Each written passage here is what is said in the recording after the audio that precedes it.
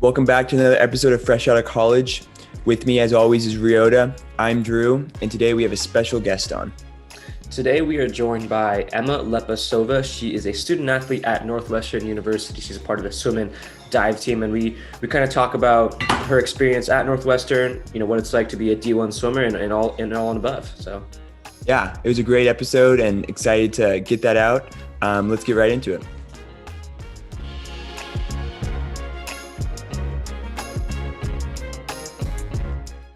So today we're joined by another special guest. She is a swimmer, well, I guess more importantly, a student athlete at Northwestern University. She's on the swim team. Her name is Emma Lepasova. Thank you so much for joining us today, Emma. Thank you for having me. I'm very happy to be here. Awesome. Emma, this is really cool. This is our first swim interview per se, first swim podcast. Shout out to Justin, but this is a tier above, I would say, and Justin and two tiers above for math. Tiers. Well, I don't want to do him too dirty on that. But thank you for coming on, Emma. We're gonna start off. What we like to do, what Rita and I like to do, is we like to grill our interviewee. So I'm gonna do some hard hitting questions for you, and you're just gonna have to answer them quickly. We can also do some back and forth here, but I just want to prepare you that they're going to be hard. And yeah, I'm sorry in advance. Okay. Are you ready? Yeah. All right. First question. Most overrated movie? Oh my gosh, wait, that's hard. Honestly, Star Wars, in my opinion, like that whole saga, I just don't see the hype behind it. I'm so sorry. I tried watching it. I think The Mandalorian is cool. That's a dope show. The movies, I don't know. It's just hard to get into that. Sorry, Ryota. I see the disappointment on your face. I know Justin is probably also very disappointed in me. I don't know. It's cool. That's ballsy. We're right off the gate. I love it. Yeah, there's definitely fanfare for the Star Wars, but I mean, yeah, I would say that's a pretty overrated movie if you didn't live in that time area of where it's coming out every single release, and then the startup and the rebirth, but. I like it. Rio, did you have an overrated movie? No, I'll just I'll counter here. I think Star Wars is just it's very generational. Like if you didn't watch it at a young age, I get where Emma's coming from. Like I've talked to some people that say Star Wars is overrated, and yeah, if you didn't watch it as a kid, I guess you never really fall in love with it because it is kind of like a cult following kind of movie, right? And then it's building off of it, but yeah, I mean, disappointed to say the least, but I'll just leave it at that. Yeah. Also, it doesn't help that I come from a family where it's all girls, just my dad, and we're more of a Lord of the Rings, Harry Potter type of family, not very much of a Star Wars family. So yeah, it's good. Danny just got me into Harry Potter, and I would say now I'm a fan. But it took me 20 plus years to get into that. But I love it. I tried doing the Star Wars binge, but I couldn't. So now I just stick with the new ones. And, but yeah. Sorry, Rhoda. Okay. Moving on to question 2. What is your all-time favorite TV show? Ooh, my all-time favorite TV show. Okay. I love Game of Thrones. I really like that one.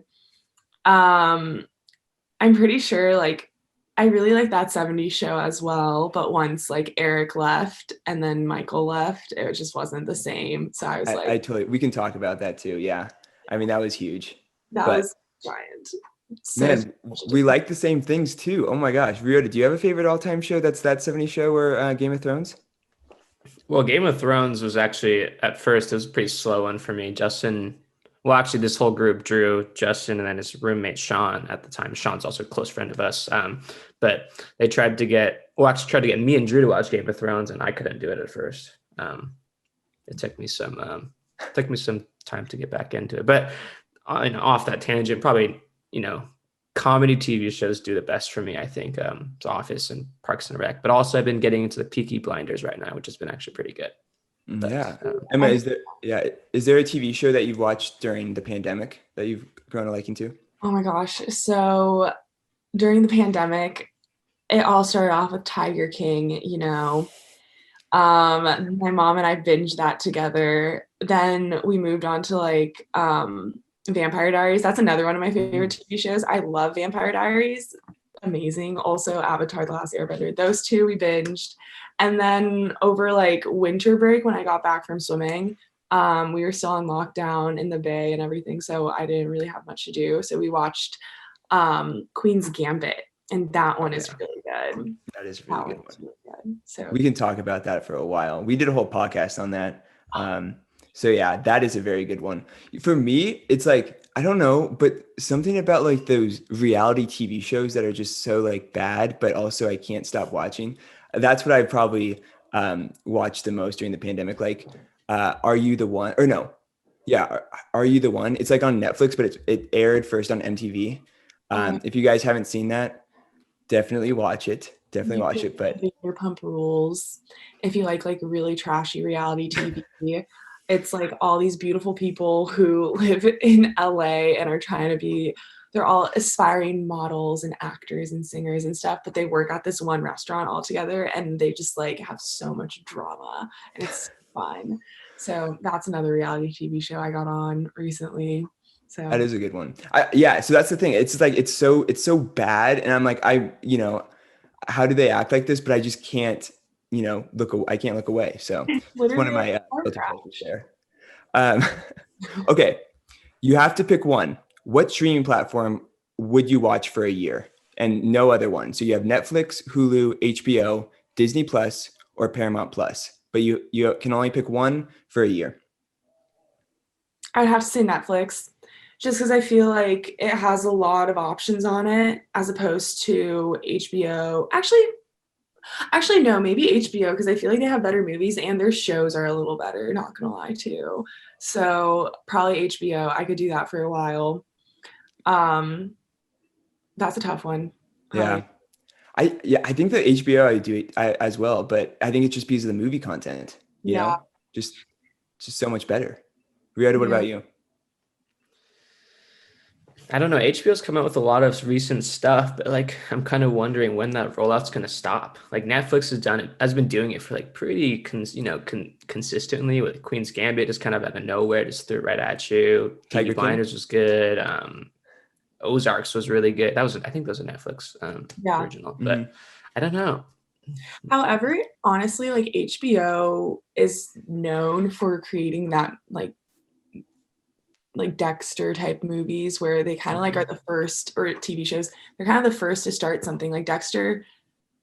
All of America fell in love with a serial killer and like they were rooting for the serial killer to not get caught and stuff like that. And then after that, you see all of these people having like an antagonist be like a protagonist and everything. Yeah.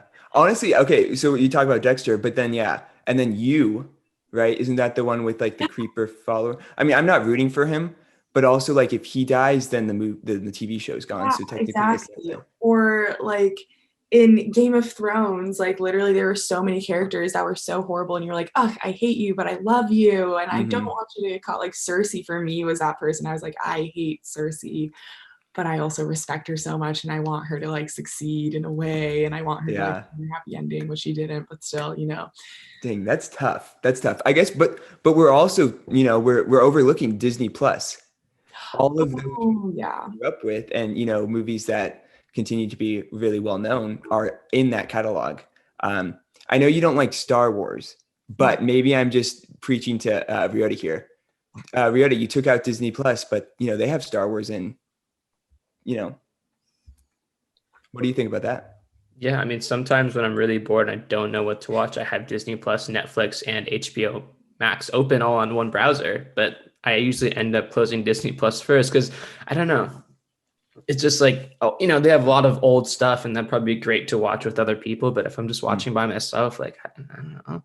Peaky Blinders, serious TV show sounds a lot more intriguing, I think. Yeah, I agree with that. Because like also Disney Plus, yes, it has all of these like Star Wars and Marvel movies. Now it's having the Marvel show. So that's like helping them a lot. But before that, it's like, do I want to watch something that I already know the outcome to and it's just like nostalgic, or do I want to watch something that I can actually get into and like be on the edge of my seat for and be like, I don't know what's gonna happen. Oh my god, I can't wait for the next season, as opposed to I already seen this growing up. Like it's fun to watch with my friends. That's true. Yeah. Okay, wait. This has really halted into the quick hitters, but let me ask you guys this, and I think I probably already know the answer, but would you guys rather watch TV show by yourself or a movie by yourself? Or like, which one are you okay watching by yourself as opposed to a group? Well, when I'm alone, I always go for the TV show. Like right now, I always put on Freaks and Geeks. But then when I'm That's a good one. people, it's a great one. That's a good It's one. so good. But when I'm with people, I always go for a movie. So yeah, because it's hard to like stay on the same page and like not rush ahead or be behind someone when watching a TV show. As a movie, you just like everyone starts and finishes together.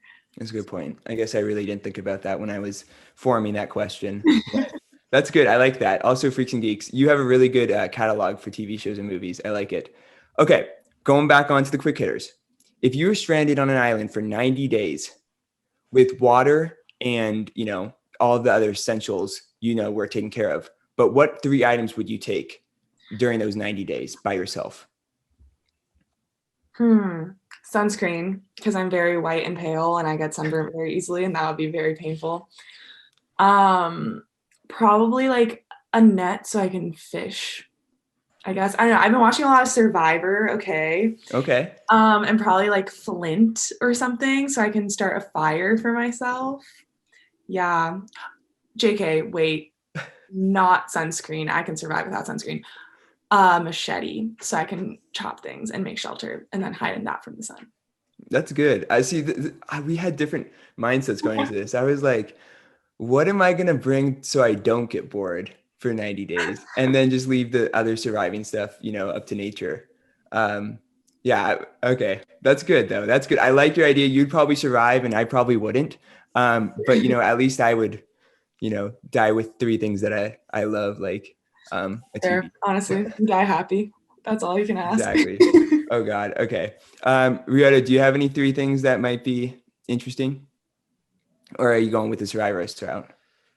I mean, I think you have to play it safe, right? Even if, you know, the description doesn't tell you a whole lot, I think you have to play it safe and go with the essentials. So, I mean, whether that be, like Emma said, you know, machete or an axe of some type. I don't know, like I feel like a tarp would be really helpful because you don't know if it's going to be a tropical where the weather's unpredictable. Like who knows? Maybe it's not 100 degrees. Maybe it's like a 20-degree island. I don't know.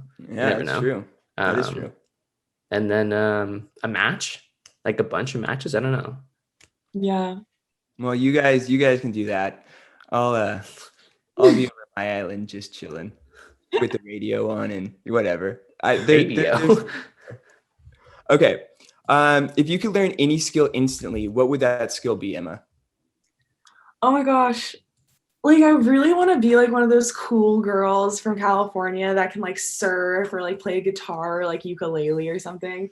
So if I had to, I'd probably like wish I was like very like water sport active in like open water, not just in the pool where I move my arms and legs, but like where I can do cool tricks and stuff. That's cool. Surfing would be really cool. I feel like that would be a very cool vibe to carry and be that type of surfer girl. So I don't know. I love it. I tried surfing once in Hawaii, and not my sport, not my forte, but I would definitely want to learn that. I feel like just what they do is insane. I want to learn it well enough to where it's like I'm like gnarly at it, like I'm really good, you know. But I'm scared of the ocean. That's one phobia that I feel like you need to overcome just a little bit. I don't think but maybe you could start like, I don't know. I've never, you know, surfed religiously, but I feel like the best one would be maybe like skateboarding, longboarding, and then that could translate. Or maybe snowboarding. Fun fact. Okay. When I was younger, I begged my dad for a guitar for like months. I was like, please get me a guitar. I promise I'll learn how to like play guitar. Got a guitar. He ended up playing it more than I did. You know, then I begged him for a skateboard. I was like, please get me a longboard. Please, I will ride it around town, like yada, yada, yada. I got one finally, like a really nice one, a bamboo one from Santa Cruz. He ended up riding it more than I did. I still can ride it. I'm not good at it though at all. But yeah, I don't know. I'm not the most coordinated human being. So I have all these like, oh, I want to know how to like do all this stuff. And then like on land sports, and I'm a swimmer for a reason, basically. Is there You see the Emma and Justin connection here? Yes.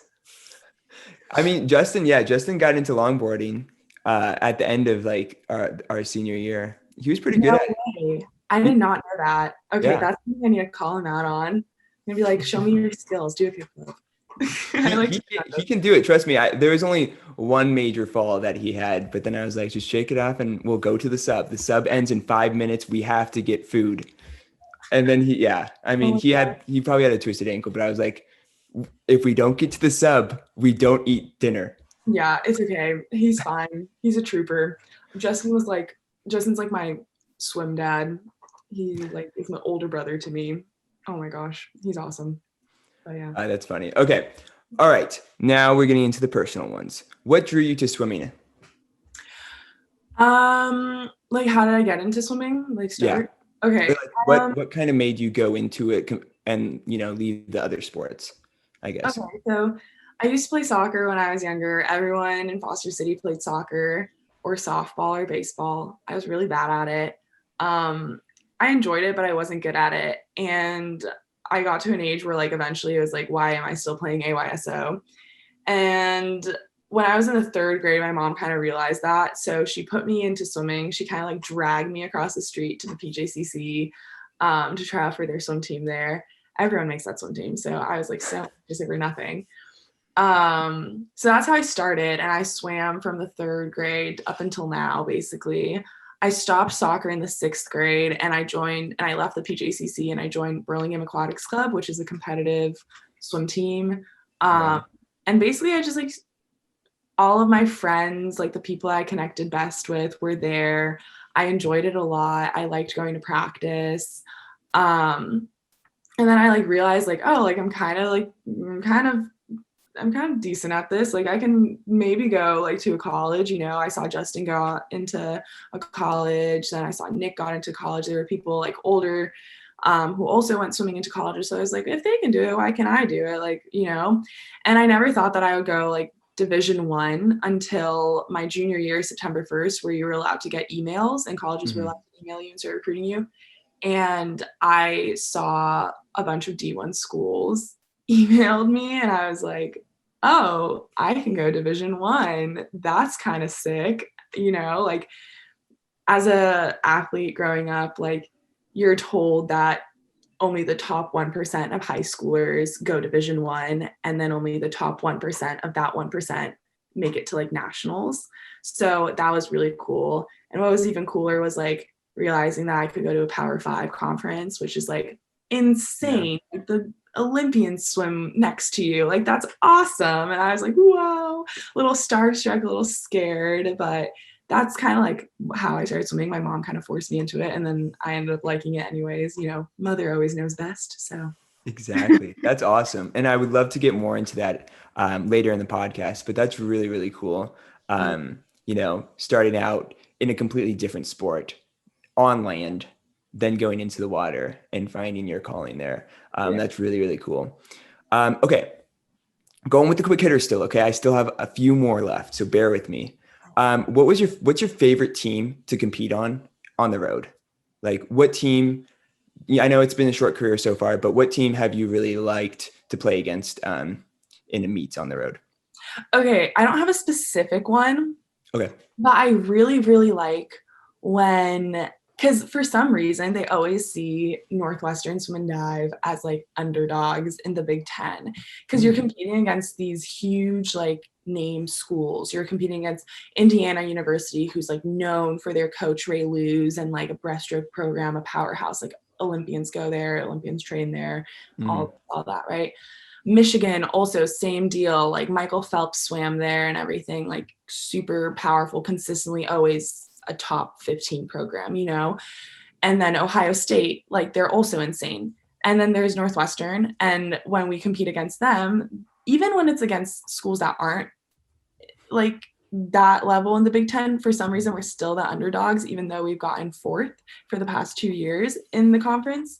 I really like that because it's kind of like a little like, oh, we'll stick it to you. Like keep sleeping on us, The underdog mentality. I love it. So it was like Notre Dame was that same environment. Like they we were supposed to lose. We did end up losing, but only by a little bit when we were expecting to lose by a lot. And like rumor had it, they like rested for us. So they were like, while we came off of a really hard training week and we're gassed. Snap. So that's I don't know, we'll see.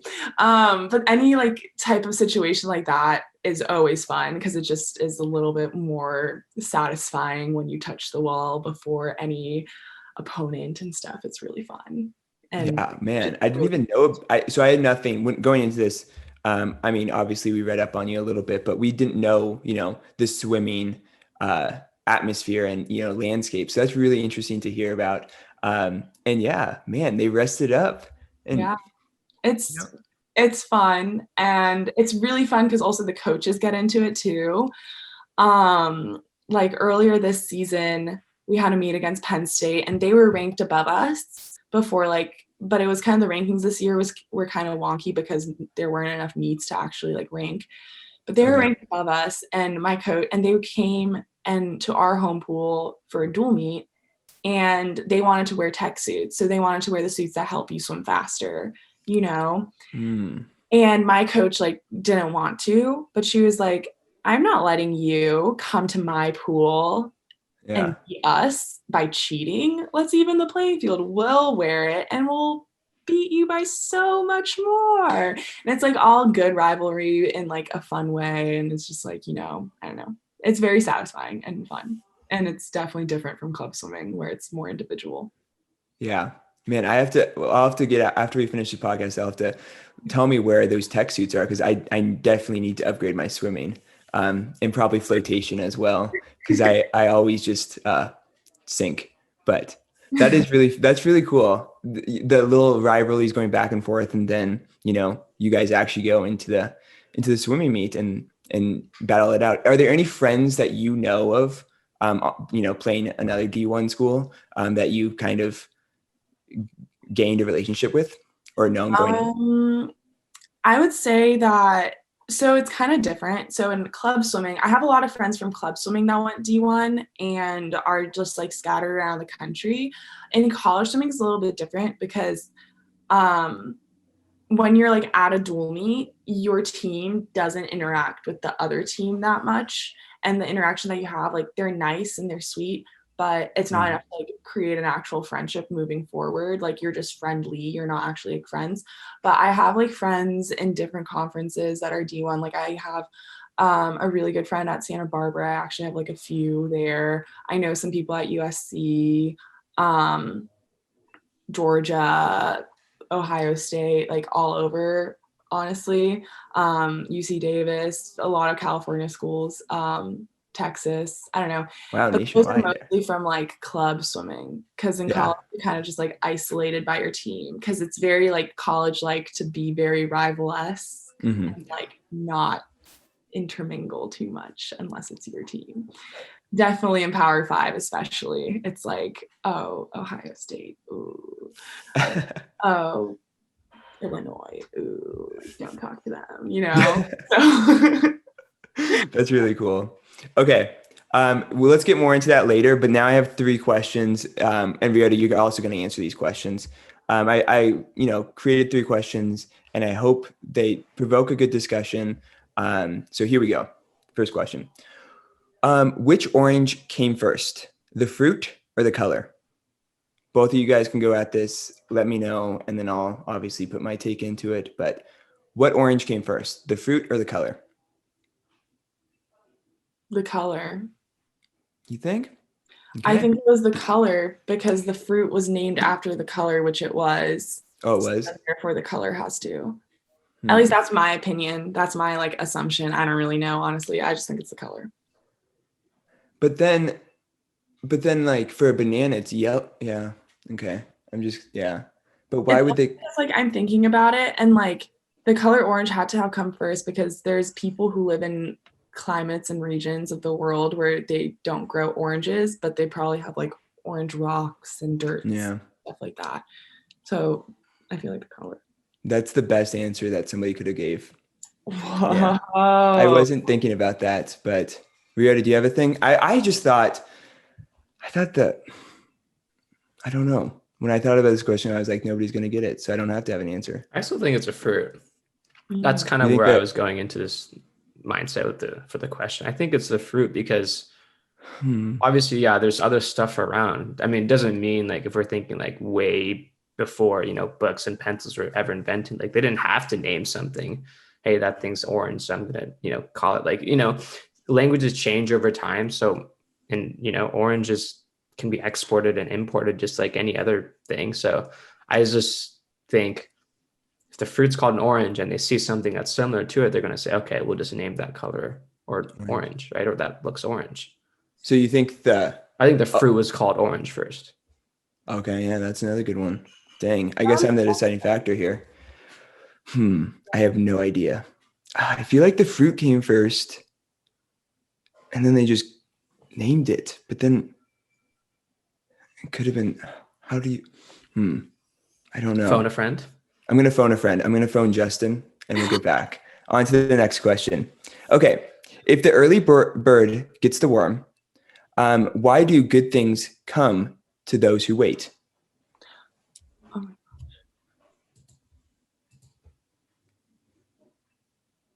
Patience is key here, but the first person to say something might get this way. Okay. I'm just gonna go off a whim. I think that when people say early bird gets the worm, it's like you're the first one to seize the day and you're the first one to get the new opportunities and things like that. However, once you do get those new opportunities, patience is a virtue because you don't want to get that first opportunity and then be like, oh, like give me the promotion. Oh, give me the raise, like all this right away. You want to prove yourself and be patient and like diligent with your work. And then like the good things will come to you. I don't know. I feel like it depends on the context, honestly. It's true. I guess, yeah, patience is a virtue in that sense, but you should hop on. Like I guess I was thinking about it where it's like, I don't know. Like the way I'm thinking about it is if you're going to go fishing, you have to be the first one out there to get the best, that's the most supply. And then if you also have to wait in order to get the best fish too. Yeah, but you have to be there first. You can't, but you do have to wait. Okay, maybe fishing wasn't the best one. Okay, let's say this then. Okay, let's do this. The best muffin in a bakery in the morning, like you need to be there first to get the freshest, nicest muffin, but you can't sit there and wait because then all the muffins will be gone. Exactly. Like if I wanted to go to this donut shop, why would I wait until 4 p.m. when all of the good stuff are done? So that's what I don't know. Like, Rita, what do you think? Cheaper. They could be bigger. Yeah. That's a hard one. That is a good one though. Yeah. Moving on. Yeah. Too complicated. Yeah. Well, if anybody's listening here, comment below or call us. Just let us know what you think. Just trying to plug us there. Okay. Last one. How come the buttons on a calculator and telephone are reversed? So when you look at a calculator, it goes 1, 2, 3, it starts here. And then on I'll show. Emma's confused, and I was confused at first. But I'll show you my calculator. I'm a comm major. I don't really look at calculators too my much. background. Yeah, and then I'll show you the phone. Wait. Calculator on the phone is different. So. Oh, and then I see, and then the one it goes like that. Yep, exactly. Okay, I see. Oh my gosh. So why do you guys think that? I have a pretty good answer here. My only good answer of the day. I think they did this because, back in the day, a lot of people were really good at, calculators and typing those in very fast, really quickly. And for phone lines, this was a way to like kind of halt that and say, okay, they know the combinations and they can go fast, but this is a way of halting them and stopping. So, that the phone lines have a little bit more time to process the call. And this is obviously back in the day.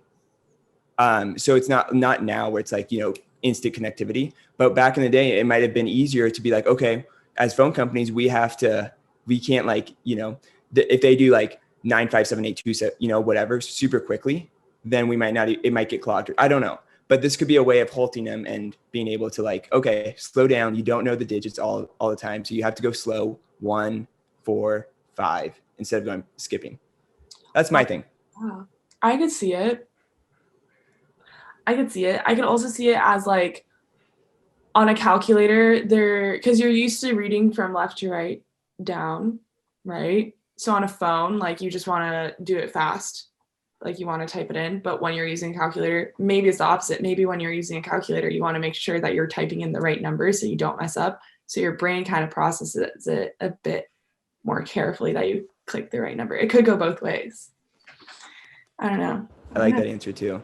Riota? Drew, I'm just going to counter because I'm the opposite. So, but Drew, the old times, it was the dial. Yeah. Okay, right. Well, so for the digital phone now, there wouldn't be a reason to differentiate from the calculator if you think about it. What about like?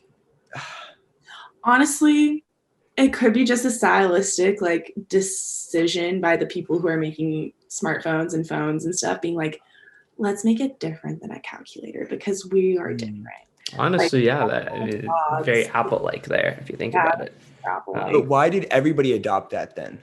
Also, we're assuming that we all have iPhones, right? So I'm assuming we don't know what it looks like for an Android. It could be the opposite. It has to be the same. Like, but that's the thing. Why did they all adopt that? You know, why if they want to like put themselves apart, why don't you put the 0 in the middle? So why is that? You know, because I think like because it's kind of the same reason. Like Apple was the first one to come out with like a closed system computer. Mm-hmm. And now everyone has closed system computers unless you want to spend extra money on an open system computer. Yeah, network effects. Yeah, exactly.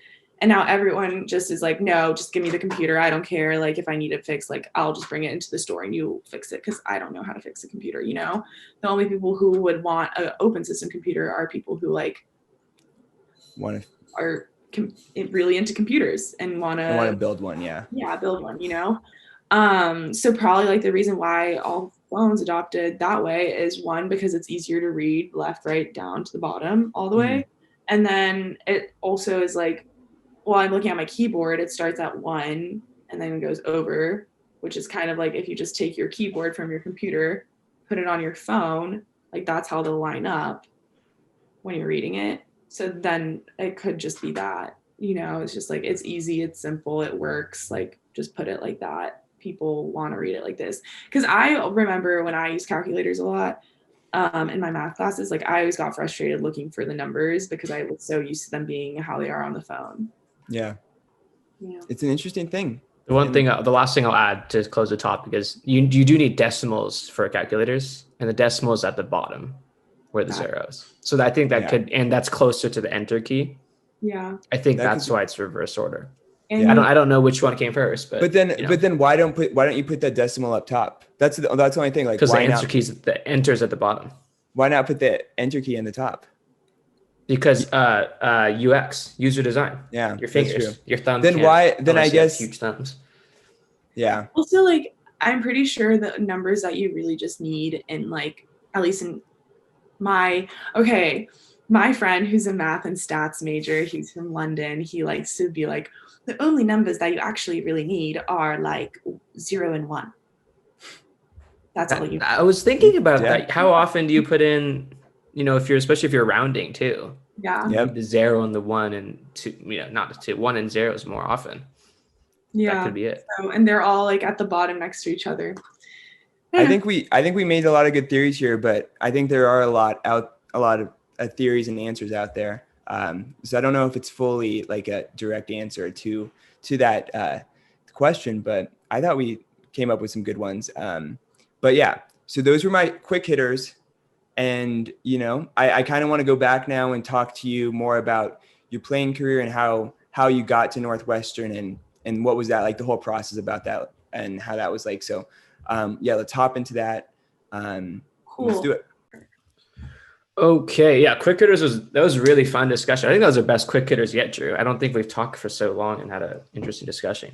We had a lot to talk about. I know, but now we're getting into topic 2, which is kind of the big part of our special interviews and special guests here. So, Emma, we want to hear. Well, you already told us about kind of, you know, your mom dragging you into swimming, and then that kind of just worked out perfectly. But we want to hear about, you talked about you suddenly getting emails from D1 schools. So I mean, I think it's kind of interesting for us to hear about that recruiting process. Drew and I kind of have a sense of how basketball and baseball and I guess soccer to some degree work because it's our guests, but it'd be interesting to hear about that recruiting process in swimming. Like, is it just looking at times? Like, are they looking at, how taller you are, like, physicals, like, it'd be interesting to kind of hear about that process. Of course.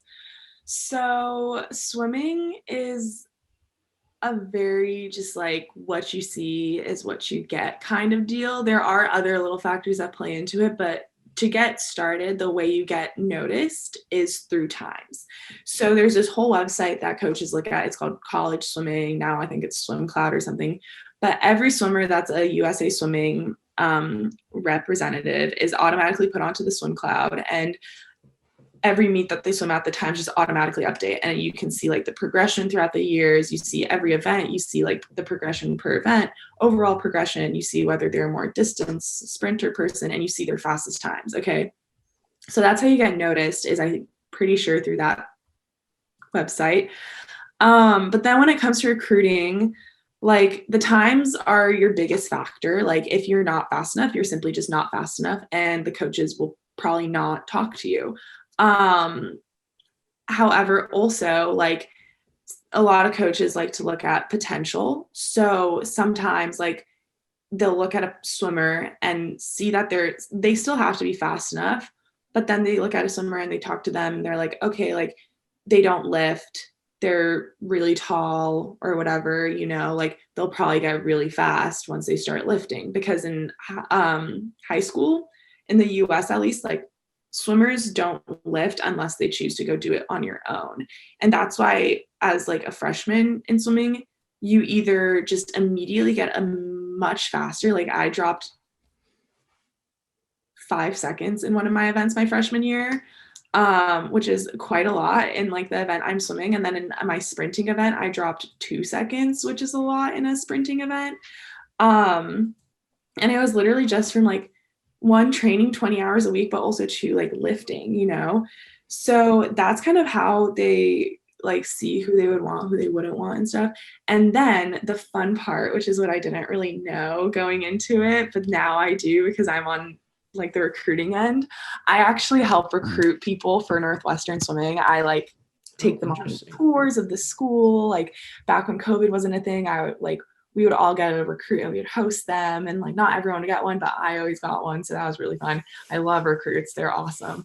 But basically at the end of the day, like if you're fast and you're good enough and like you have a lot of potential, but you're not meshing with the team and like you don't seem to be a good fit for the team and like they don't like you, then the swimmers will go to the coaches and they'll tell them, hey, they're fast, they're talented, but they wouldn't be a good element to add to this team, and they would just hurt the team culture, which overall, like team culture plays such a big role in how the team works and how they're going to perform in the season.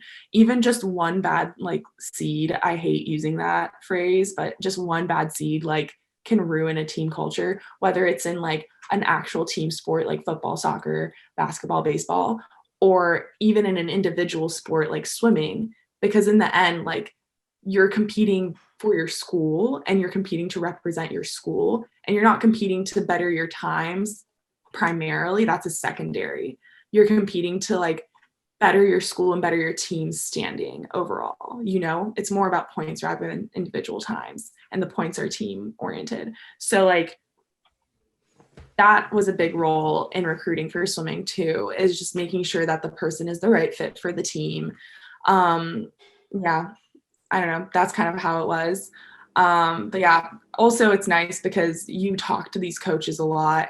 And like, I remember junior year into like senior year, I would have weekly calls with coaches. Some would last 30 minutes and I was like, oh my God, I'm so like nervous. And some would last like hours and I was just talking to them and stuff. And you get to know them and you kind of get to feel out like where you stand too, based off how they're talking to you and how they're answering your questions. And it's cool because the recruitment process eventually turns from them asking questions about you and learning about you and seeing where you stand about them to then you asking questions about them and like seeing if they fit because soon it stops being you're trying to sell yourself to them and it's them trying to sell themselves to you, which is for all sports, honestly, but like it's pretty cool. I don't know, but yeah. That's really cool. I have 2 questions, Ryota, if you don't mind. My first question is, if Ryota was to go on a recruiting process with you, where would you take him on campus? How would you sell him? Okay. So Northwestern has an amazing athletics facility, and I would probably say, hey, let's meet up at Walter. That's what we call it. So we would meet up at Walter and we would go on a walk, okay? Because Northwestern is not a super big school. We are an undergrad of 8,000 kids. It's really nice because it's not so small that you feel like you know everyone, but it's not so big that you feel like you're like lost in the people, So we would walk from Walter and we would walk around Walter probably if it was COVID. If it wasn't COVID, I would take him into Walter and I would show him the whole facility. I'd be like, here's where you practice. This is your locker room. The coach would probably show the locker room. This is the weight room. This is the athlete only dining area that only athletes has access to. By the way, only athletes have access to this building. Here's the fueling station where you get free Gatorade, free like granola bars, free cheese sticks, free like pretzels and hummus, free beef jerky, like literally anything that you want to snack on, they have there. And you just walk in and you're like, hey, like during non-COVID times, they had like kombucha on tap and they had like a happy hour for kombucha. And I was like, we're so spoiled. But anyways, so we would do that. And then we're right on the lake. So we would walk around the lake, Phil, where you see beautiful Lake Michigan, all these painted rocks. Okay. Like you can paint a rock, whatever color. And then you would like see the city. So we're really close to Chicago, which is also awesome. You have a college town, but you're near this huge metropolitan area. So there's so many opportunities. So I would talk about that while walking and you see it in the skyline and stuff and the lake, Phil, and you see like the modern architecture of like Kellogg, the number like 3 business graduate program of the school and of business graduate program in the country or world. I don't know. Anyways. And then like you would see all these, like you would walk further south and you would see like, it goes from north is super modern. South is like that like 70s kind of like weird, funky buildings looking. They're kind of ugly, kind of cool at the same time. To like some classical buildings scattered in there. And then like South Campus, the original part of campus is like a Gothic. It looks straight out of Harry Potter. I would take you by our library called Deering. It looks straight out of Harry Potter. It's awesome. And like University Hall, the oldest building on campus, the Rock, which is like a fun Northwestern tradition where like you can paint this. We're very big on painting rocks, okay? You can paint this rock or like anything you want as long as you camp out in front of it and don't leave it and guard it for 24 hours. So that's something, the Northwestern Arch. And it just like, you'd start at the top, walk around, walk through, and then end at the top again. So that's like a tour of Northwestern. I don't know. I have it all in my head. You guys are probably like, what is she talking about?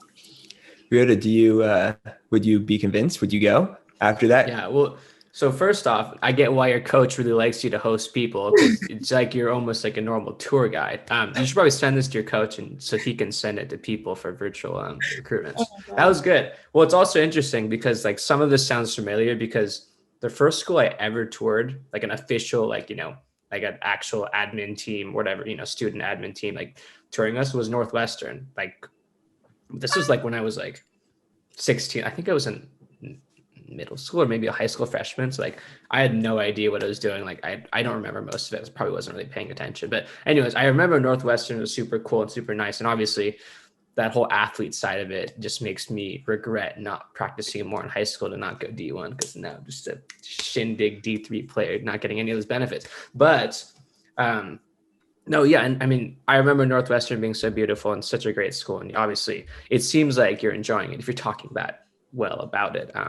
Yeah. But again, another thing that I found interesting, at D3 level, like we host kids and, hang around with them for a night and take them to practice and, eat dinner with them. But it's interesting that it seems like you guys have a pretty big stake in who comes in and who doesn't. Am I right? Yeah, we do. So basically, like, the coaches really care about what we think, and because they trust our judgment better than anyone else. Because when the recruits come to us, like, we are the ones spending the whole day with them. We're the ones taking them on the train to go to Chicago. We're the ones that are sleeping on the ground while they sleep in our beds, like next to us, and like talking to them late night. And they're like telling us how they're feeling about the recruitment process and everything. Because recruitment is like intimidating and it's definitely scary and overwhelming, because I had a hard time figuring out where I wanted to go. And then I had a hard time saying no to people. And like, so you try to be very supportive and everything, and you like see them interacting without the coaches there, and you see these high schoolers acting, maybe they're trying to like act cooler than they are, maybe it's actually how they are. Either way, it's like a good judge of character when you see them be around like college kids, and especially college kids that they're trying to be on a team with. But also, like, it's fun to see us act around them. What the thing is that for us, we are very true to how we act in front of our recruits because we have nothing to hide. But other teams, like, it's surprising how like much of a show they put up for recruitment weekend, and then once they get the recruit and the recruit walks on like first day, it's like totally different because the team was putting on a show, you know? So it goes both ways, but because we're very truthful, and the coaches see that because they see us, like, when the recruits come, we take them to a football game and we tailgate with them, with the coaches. So the coaches get like food and stuff, and like they see us interacting with them and everything. And they're like, yeah, you guys, like, we trust you, like, your judgment on these kids and everything, because you guys aren't being fake toward them. So, like, they like the team culture that we have. Our team culture is super, super good and healthy. Like, we have no drama on the women's team, which is very rare in women's athletics sometimes, I feel like. No drama on the men's team, which, like, no big egos where they're like, oh, which I feel is very common on men's athletics. But like, they trust us and they want to maintain that culture because we're also very driven, and we also really want to we know that we can be better than we actually are right now. And we're just continuing to get better. Like, next year, the incoming freshmen are insane. Like, they are so fast. So everyone's just super hyped and super excited. And all we need to do is maintain the team culture that we have. And there's no way for us to get worse because we're recruiting well. So as long as we maintain the culture, we just need to make sure that the people we are recruiting can add on to that culture. And the coaches trust us because we see them and spend more time with them in a more non-filtered way. Yeah, that's really interesting. I'm going to add then, Drew, I'm going to hand it over to you to kind of give a neutral sense, because at UPS, it could be different just because we're D3, but like, we'd host people, but then we'd send it back to the coach and then to their parents, and that was it. Like, we wouldn't have any say, which is really interesting. When you said, oh, I actually tell the coach, oh yeah, yes, no. Like, that's really interesting to me. And I wonder if is that just a difference between D1 and D3? Is that a difference just between Northwestern and other schools? But then is there also a difference between Northwestern being a smaller school? I mean, obviously Northwestern's like a pretty renowned school, but it's not, no offense, it's not Michigan. Yeah. I mean, if somebody says, do you want to go to Michigan or Northwestern full ride? I'd assume most would just say Michigan, right? Northwestern is a better school than Michigan. However, no, I know. But like, if they didn't tour it, or something. Athletically, like, yes, if I was an athlete and I was like very, very top game of like what I do, and someone was like, oh, do you want to go to Northwestern or Michigan? I would be like, probably Michigan and stuff, but that's like starting to change because we are competing with, like, our competition is Indiana, Michigan, and Ohio State. Like, those are the teams that we are trying to beat. We're trying to get above Indiana, and we almost did this year. They were almost fourth and we were almost third, and then next is Michigan, and the next is Ohio State. Like, the one thing now, honestly, that's setting us apart from them is that they just have more swimmers. Like, they have more people that they can put in an event that will make it back. They have more depth. But we had swimmers placing pretty well consistently. We just didn't have enough because we're still a young team. We're a new coaching staff, the third new coaching staff in the last 3-4 years or something, I think. And like, we're still trying to recruit better, and we have a new facility while they've had those facilities forever, you know, like we are a very young athletics department as a whole. So like you see Northwestern coming on the rise in every sport. Like women's basketball is insane. They made the tournament, you know, like women's fencing, they had national champions.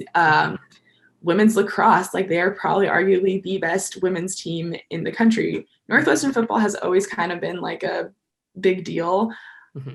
But even now, like my friend Brandon Joseph, like he's a guy that could have gone to Texas A&M, but he chose to go to Northwestern after coaching change at Texas A&M. And now he's the leading like in interceptions in all of college football as of this year. Like you just see more and more skilled athletes wanting to come here because it's like, we have a great facility. You come here, you take advantage of it, you take advantage of the coaching and the guidance. And like, there's no way you're not going to get better athletically. On top of that, like besides basketball and football, revenue generating sports, who they can go and get drafted into the NFL or NBA and make a bunch of money off of the sport. Like there's no money in swimming. There's no money in fencing, no money in track. Like, on top of that, like you're going to be able to have this amazing career, see how good you're able to get in like your prime, you know, like 18 to 22 is the athletic prime. And then like you graduate and you have a really good degree and you have a bunch of connections through Northwestern and stuff like that. So it's like, that's the trade-off now. And that's like, it's literally a full package deal. And I sound like such a recruiter right now, like I'm selling this school, but it's like, it's just very cool to be a part of it and see it like unfolding in front of my eyes, because it's just recent that all of this has been happening and that it's just like growing and it's just like awesome. I don't know. Yeah, I think to add on to this, I mean, obviously I didn't play any sports. I mean, intramurals, let's go.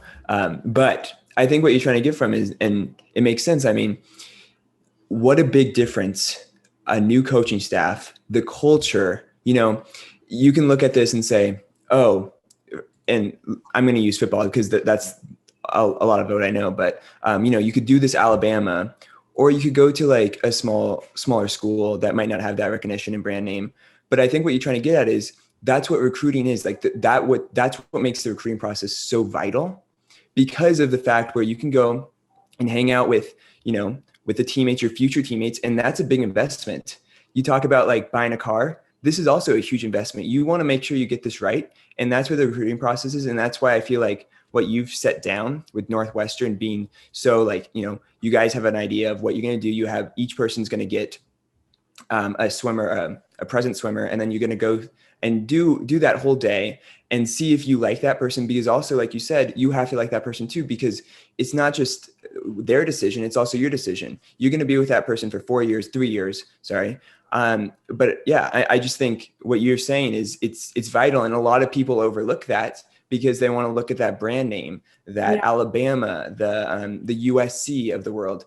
But when it comes down to it, it comes down to, you know, what is this coaching staff about? One, what is this team about? Two, and then where are you getting for this education? I mean, are you trying to, you know, grow yourself academically as well?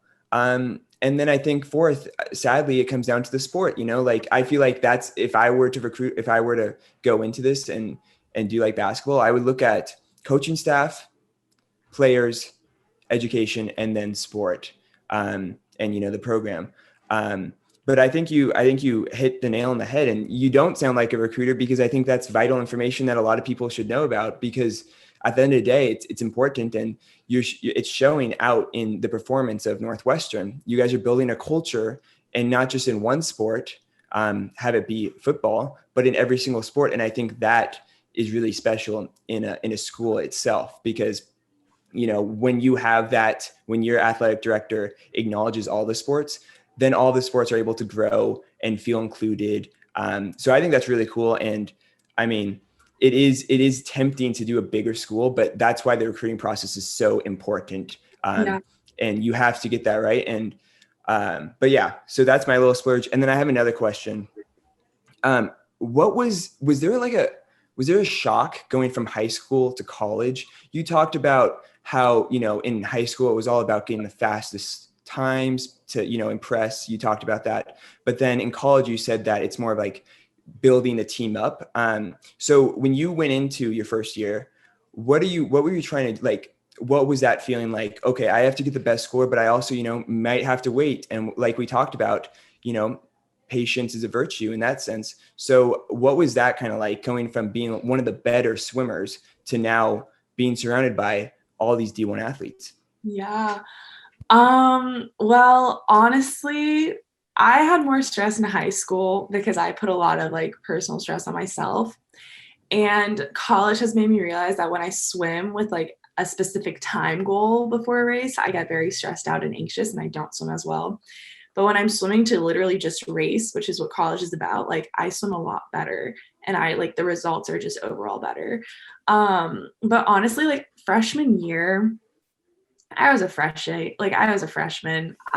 No one expected me to do anything. Like I'm this tall, lanky girl from California making her way into the Big Ten. And I'm like swimming next to Calypso Sheridan, arguably like one of the best college swimmers in like our time right now. And like Beta Nelson is on Wisconsin and like I'm having to race her at dual meets and she's like a national record holder going back and forth with the world record holder in short course and everything. It's just like, oh my God, I was just like a star-eyed like little Bambi. Practices were a lot harder. Like, oh my gosh, preseason killed me. It busted my butt.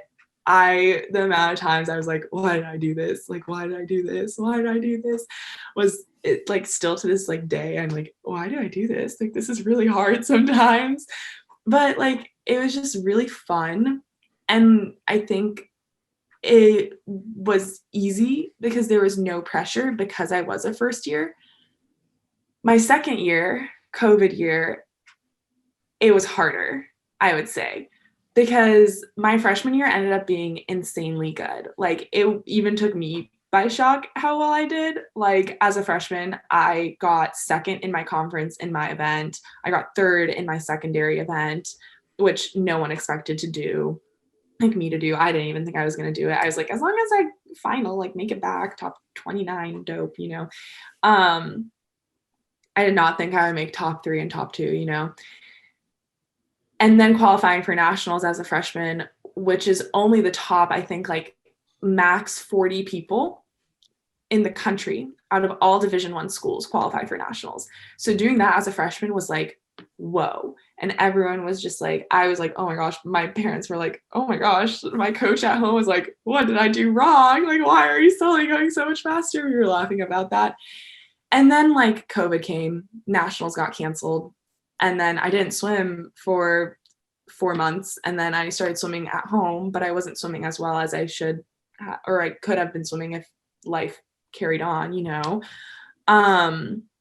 And then I got back in the fall. Luckily, like we were allowed to have come back and train.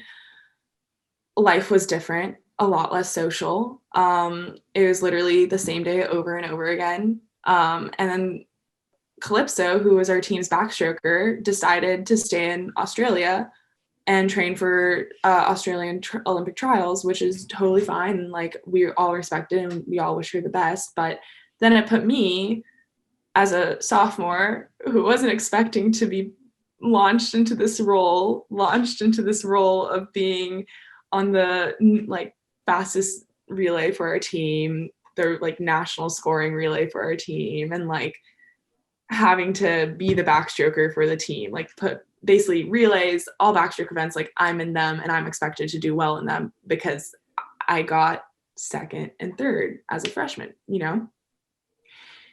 And that put a lot of stress on me because I wasn't expecting that, I was very nervous. And now it turned into like, oh my gosh, I have to perform well. Like I have to beat everyone in this heat. I have to do all of this. And I reverted back into like my high school self where I turned into a little stress ball before my events rather than like a goofball where I like dancing behind the blocks and like making weird faces at my coaches and like going like, like to them and stuff. And I'm like standing there and I'm like shaking and I'm like crying in my goggles and hoping like no one notices, like it was definitely a big shift. But honestly, like if there's a year to experience that giant jump from no pressure to a bit of good pressure, like it was this one. It was the COVID year, because if there's any year to do not the best, if there's any year to try something new and not succeed in the way that, like, I personally didn't do as well as I wanted to, the team was still fine. Like we still succeeded and did better than we did last year. But like personally, I was like bummed out. But if there's any year to feel like that, it's this past year, because everyone's kind of feeling like that in athletics right now. Everyone's kind of like, oh, and there's only a few people that actually did a lot better and grew more. Overall, everyone kind of was just like stagnant and was just kind of like, ooh, because it's a hard year, because it's a pandemic. Life isn't normal. Your day consists of waking up, going to practice, school, going to practice, sleep, and you're doing that in the pool and your apartment, and you're not seeing anyone else, you know? So it's just like, it was a very hard mental year for a lot of people this year. So I would say actually that my transition from high school into college was fine, but my transition from freshman year into sophomore year was the hard part. So yeah. Yeah. And then what an opportunity though. I mean, to think like sometimes, you know, okay, I'm going to be prepared for this, you know, I'm going to take that next step, but just like that, you know, life is going to be like, all right, now you're in the driver's seat. And it's a lot of trial and error. What I've learned post-grad, a lot of trial and error and a lot of bumps, but you know, you'd surprise yourself to see how far you can actually go when you get through those trials and those bumps.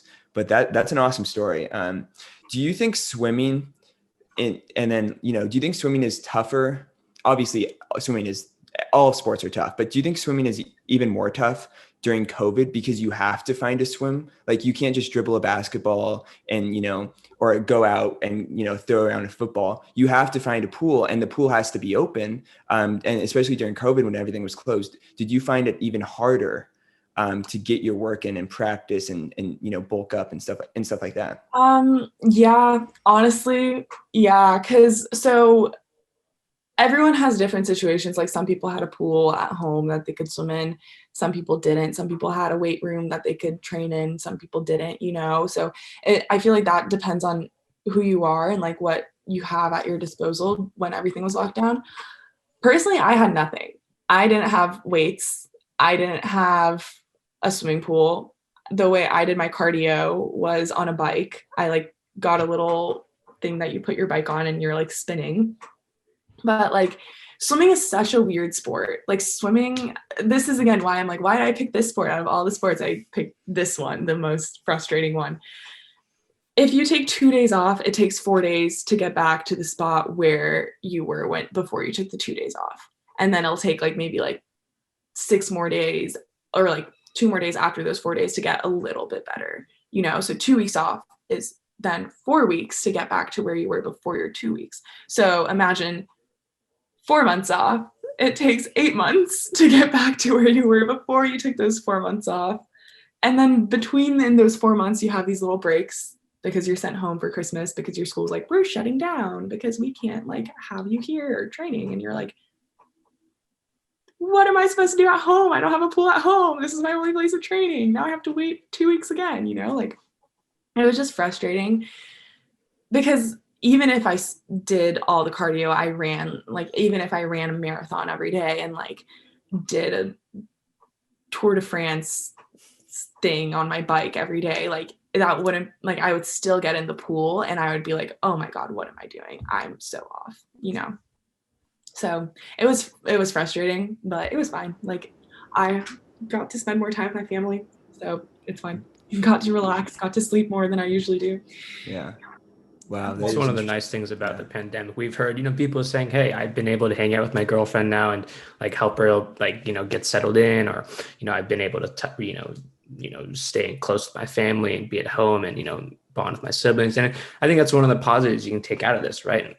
Especially for student athletes, professional athletes who are constantly thinking baseball, soccer, swimming 24/7. It's nice to suddenly have that break, right? And, because you don't get to, because, you know, whether it's since you started in third grade, you've been constantly swimming. And if you continue going, you know, when are you going to get those breaks? So I think it's like a nice pause, right? And it's not like you took a huge shift back. Like it's funny, Drew actually found your swim cloud page before our meeting and looked through, the graph went whoop And then, kind of, it plateaued. It was pretty flat, but and that's still not a bad setback. I mean, obviously your goals are a lot higher than what we expect, but so it's like a good, like you said, it's a good year to have a bad year, right? Yeah. And then lastly, we have 8 minutes. Drew, I just wanted to ask one more question, and I can also hand it back over to you. But, you're going to Northwestern, getting a great education. If I'm correct, it's communications, right? Yeah. Right. And then so you're getting a communications degree at Northwestern, highly prestigious school. But then you're also swimming, competing against some really big names, which probably motivates you to, I don't know, like what is there something on the other side of the water here or at the deep end? I don't know how, I'm trying to make a swim analogy or something. Deep end is good. I like that. You deep end, I don't know. That's like is there something in the future that we should be looking forward to, or is it a secret? It's you're keeping in your back pocket. Like what is there to tell us on this podcast? I would say look out for Tokyo 2020. However, COVID came and kind of put a halt on that, and that will not be happening. And honestly, I don't know what I will be able to physically do in 4 more years when the next Olympics rolls around, or now 3 more years when the next Olympics rolls around. So I'm just going to play it by ear. I'm going to try to see how much faster I can get in the realms of college swimming. And yeah, I don't know. I'm trying to think about my life after swimming. I'm trying to do a marketing minor with my major and stuff. I don't know. You're talking to the right people. You're swimming. No, I got this. You're swimming in the current because the current goes in the moment. So you're just swimming in the moment. Flow type of human. I go with the flow, and then I swim with the flow a little when I like where it's going, and then if I don't like where it's going, then I try to go a different way, and I just figure it out as I go along. But it would be cool to go to Paris 2024, but we'll see. You never know. Injuries happen. People burn out. I think just living in the moment, and that's the best you can do. And take every day as it goes. I just have one more before we wrap this up, and this is really important. So you talked about how when you take 2 days off, it's 4 days to get. So can you do some math? So I've taken about 17 years off. So where would that place me in terms of getting back to being able to swim? Oh my God. And we can talk about it later, but I'm just really worried that I'm not able to. I haven't even been in the pool yet. So to swim, it's more of your feel for the water will probably not feel the best. Okay, yeah. And you probably won't be able to swim super fast, but I think you'd be fine. I think you'd still be able to swim if you tried. Oh gosh, yeah. I mean, I guess you haven't seen me. I guess the only thing I have going for me is you haven't seen me in the water. So I can say I swim as fast as I can say. But Rita, do you have any more questions? I mean, we can keep going, but I mean, this is really great, Emma. Thanks for coming on. We've got so much insight into your career, into the icebreakers, into your personal life a little bit, but also just I think you have a good head on your shoulders, and you have the coaching staff and your teammates, and you have that work ethic. And we wish you all the best when it comes down to it. And we will definitely be watching you in your times while you go. And I would just say some advice. I mean, just like I said, just live in the moment and take every day as it goes. And yeah, just have fun. Just have fun. Thank you so much. I very much appreciate being on your guys' podcast, and I'm happy that you guys had me. And I very much thank you for the advice. And yeah, I had a good time. I hope I rambled a little, but I hope it wasn't bad. So yeah. No, you're fine. You're fine. Rita and I ramble every single time. That's why we got a podcast, just to ramble. That's so the whole point. We like it, and we encourage it. But yeah, we would love to see you back on the podcast, in the future. So you're always welcome back. But yeah, thank you again for coming on. Thank you for having me. Whenever you guys want me, just let me know. I am honestly not doing anything except for swimming. So. We can talk about Game of Thrones or, Freaks and Geeks. We can do that. We can reserve a whole podcast for that. Don't worry. Honestly, we probably should. Let me watch a bit more Freaks and Geeks, and then we can talk about it, because I really like that show. It's very ahead of its time. It really is. There was a lot of stars that were in the making, so I was like, yeah. Oh my gosh, we have to talk about it. I love that show.